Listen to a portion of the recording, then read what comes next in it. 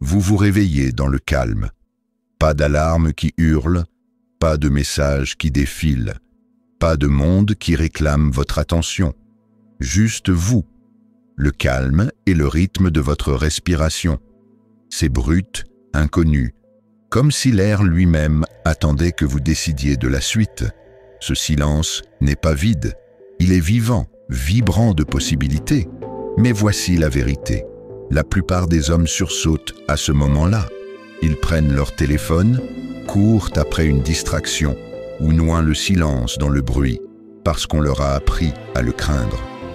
La société murmure que si l'on est seul, si personne ne nous regarde, on est en quelque sorte moins. Mais et si c'était un mensonge? Et si ce calme était votre meilleur allié? Il ne s'agit pas d'isolement, il s'agit d'un déclic. L'homme qui ose se tenir tranquille, qui choisit de s'affronter sans foule, ne court pas. Il s'élève. Il forge quelque chose d'incassable, une force qui n'a pas besoin d'applaudissements pour tenir bon. Ce message ne s'adresse pas à tout le monde. Il s'adresse à l'homme qui en a assez de courir après les ombres, qui est las de se plier à des moules qui ne lui conviennent pas. Il s'adresse à celui qui est prêt à revendiquer son pouvoir, non pas en criant, mais en écoutant sa vérité intérieure. Première étape, accueillir le vide. Ce moment où le monde se tait, où il n'y a plus que vous et vos pensées, ce n'est pas une punition, c'est un miroir. La plupart des hommes l'évitent car il leur montre tout, les rêves qu'ils ont mis de côté, les promesses qu'ils ont rompues, le poids des choix qu'ils ont esquivés. C'est lourd, ça pique, mais c'est aussi là que le vrai travail commence.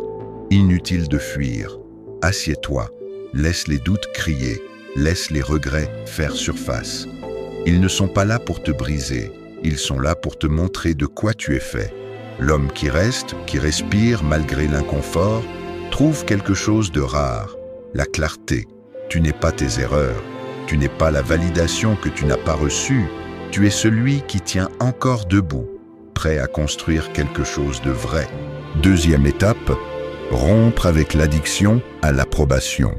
Vous connaissez ce sentiment, vérifier son téléphone pour une réponse, adapter ses mots pour plaire, dire oui quand son instinct vous crie non. Ce n'est pas une connexion, c'est un piège.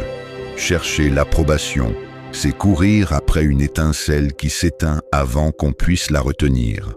Cela vous maintient petit, attaché à l'opinion des autres. Alors, arrêtez. Commencez petit, mais commencez maintenant. Posez votre téléphone pendant 1 heure. Dites ce que vous pensez, même si cela vous énerve.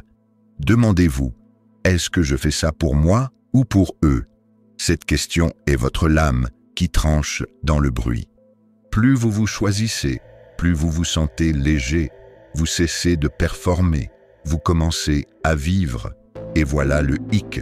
Lorsque vous cessez d'avoir besoin d'être vu, les gens ne peuvent s'empêcher de vous remarquer. Non pas parce que vous êtes bruyant, mais parce que vous êtes authentique.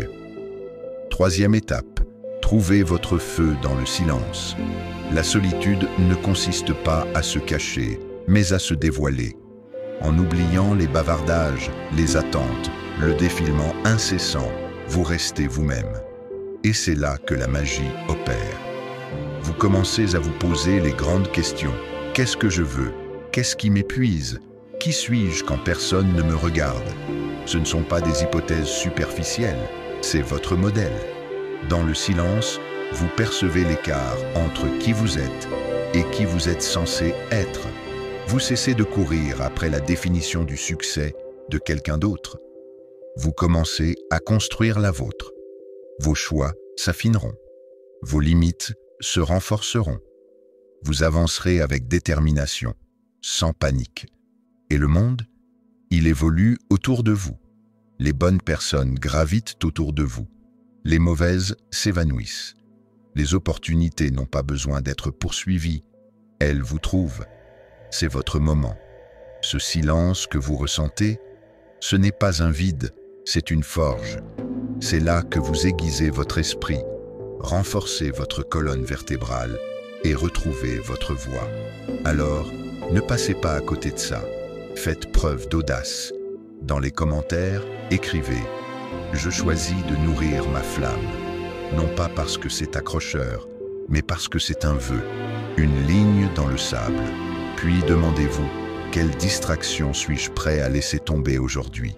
Cliquez sur « J'aime », pas pour moi, mais pour vous, car quelque chose en vous s'éveille.